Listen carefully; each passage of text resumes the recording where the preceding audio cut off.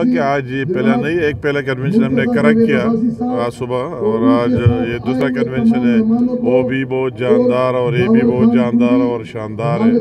اور یہ آپ دیکھ رہے ہیں کہ لوگوں کو وہی دور نواز شریف کی یاد آ رہی ہے، اس لیے نکلے ہوئے اور ان نالائقوں سے جان چھڑانا چاہتے ہیں. اور لوگ یہ سمجھتے ہیں کہ اس سے جان چھڑا کے صرف میاں نواز شریف کی قیادت میں مسلم لیگ نون اس ملک کو آگے لے کے جا سکتے ہیں. اس لیے لوگوں کا جذبہ ہے، ولولہ ہے. میں ان سب کا بہت مشکور ہوں، ان کو مبارکباد دیتا ہوں.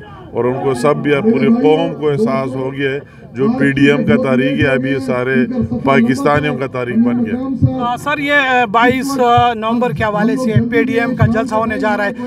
خیبر پختونخوا میں اس وقت مسلم لیگ نون ایکٹ ہو رہا ہے، بالخصوص ڈیرہ اسماعیل خان میں 21-22 سالوں کے بعد ہم یہ ورکر کنونشن دیکھ رہے ہیں. یہ کیا وجہ ہے؟